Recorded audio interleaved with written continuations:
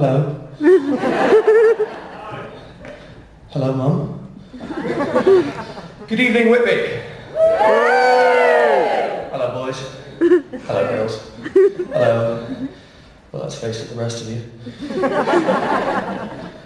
Welcome to the Whitby Goth Weekend. And before I get started, do we have any Whitby virgins in here tonight? Anyone at all? What, 2 of you? That's wonderful. I love Whitby virgins. These guys are fantastic. They're all so young and cute and good looking. They remind me of me 30 years ago. This is actually my 22nd time at the Whitby Goth Weekend. Would you believe that? That means I spent 22. It means I spent more than 4 months in total here.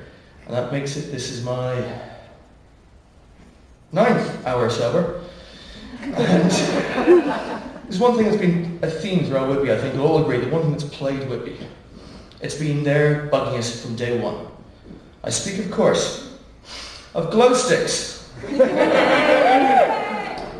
This is not dancing.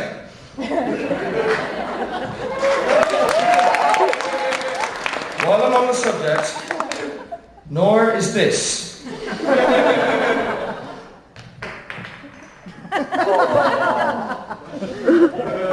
Before I get into my show, I'd like to tell you, excuse me,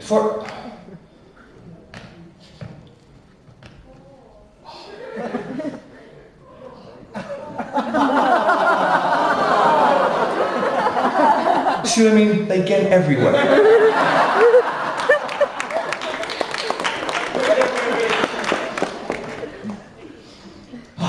Before I get started, guys, I'd like to tell you a little bit about myself. Tell you a little about something of who I am. I'm a modern goth. I'm a goth of the new millennium. Crushed velvet and clothes cigarette free. I'm a traditional, old school, new wave, neon friendly, lace loving, boot stomping, suit wearing, bubblegum pink pop goth. Politically incorrect, socially unaware, sexually ambiguous, psychologically disturbed, emotionally damaged, I'm interactive, hyperactive, retroactive, and from time to time I am radioactive. A gambling sexaholic, a recovering alcoholic, a raging workaholic, a working rageaholic. I'm on point, on tap, on message, in therapy, off drugs, and in denial. I've been upsized, I've been downgraded, I've been traded in and cashed out. I have an extended warranty because I come pre-screened, pre-planned, pre-approved, pre-washed, pre-cooked, pre-heated, vacuum-packed, double-wrapped, freeze-dried, and I can be stored safely in the overhead compartment. I'm tri-band and I try hard. I come with a colour screen, Bluetooth, infrared, video conferencing, 1,000 text messages per month, and I have an unlimited broadband capacity. I've let the cat out of the bag, but I don't let the dogs out. I know who I am, but not where I'm going. I know where I've been, but not who I was. When the going gets tough, I know what to do. There's something strange in my neighbourhood, I know what to call. A man in makeup, a walking contradiction. Half awake, half asleep, not knowing what my line is. Part priest, part pusher. Go to all places, I come in all flavours. Lean and mean, cock, block, ready to rock. Student of life, no need for a teacher, so I say it with glee. I am the preacher. Welcome to Whitby. You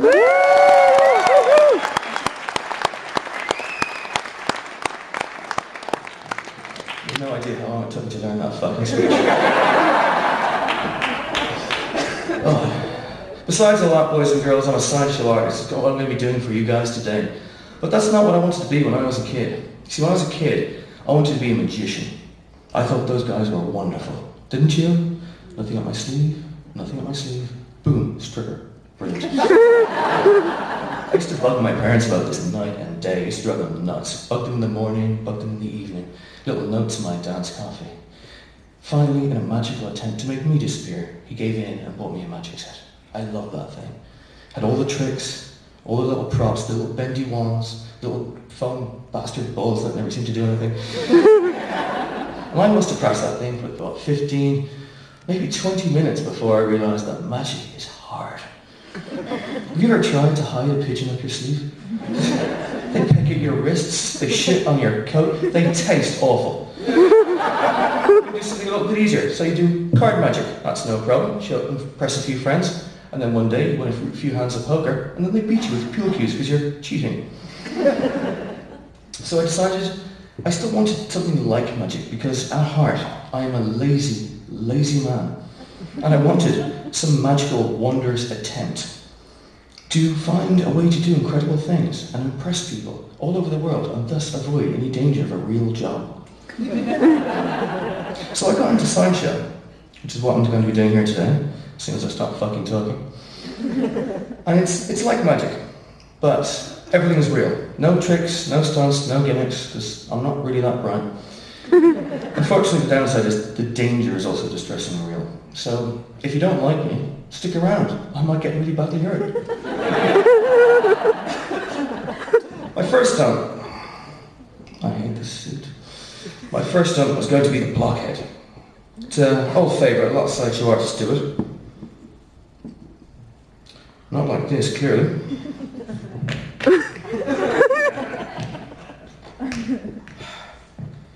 Bollocks. Apparently I have Edmund Flay's business cards. He'll be on later, apparently. His advertising methods suck, clearly.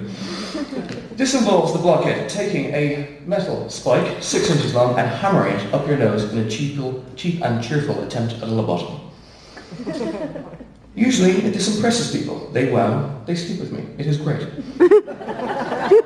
However, the one thing I've learned at the Whitby Goth weekend is that goths are freaks. You do weirder things in the bedroom.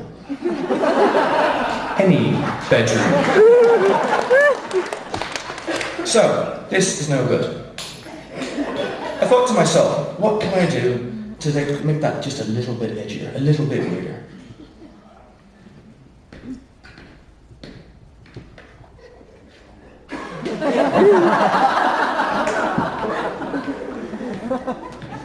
It's the same stunt. I've just taken the spike and put it into a 1,000-watt power drill. This may tickle a little bit.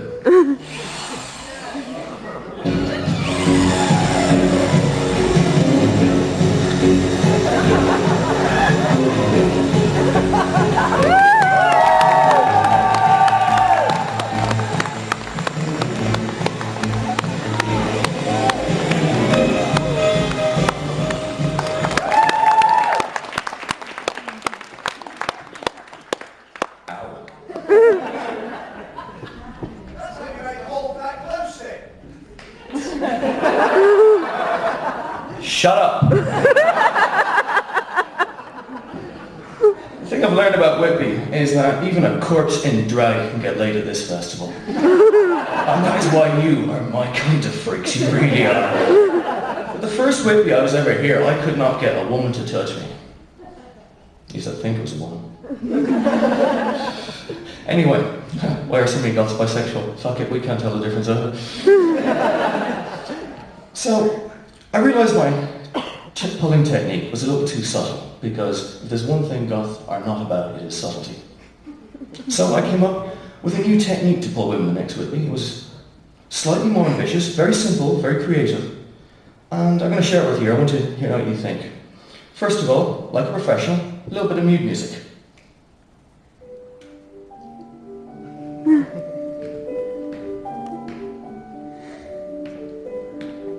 Some Dutch courage. Vintage of last Thursday.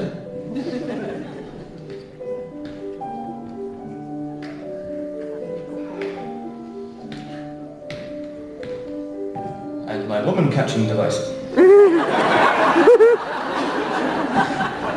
You can see the subtlety now. It's not that complicated. Once again, I point out, I'm not that bright, as you have probably gathered by now. However, the technique works as such. You just walk into a club, you have a few drinks, you spy the woman of your dreams, and then you simply take it and show your intentions. Without getting caught the fucking mic stand again.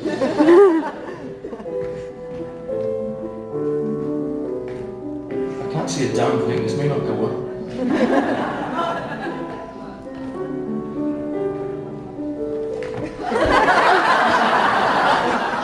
And simply retrieve your prize. A young, voluptuous blonde. Again, a reminder I can't actually see where I'm going, but my aim is good.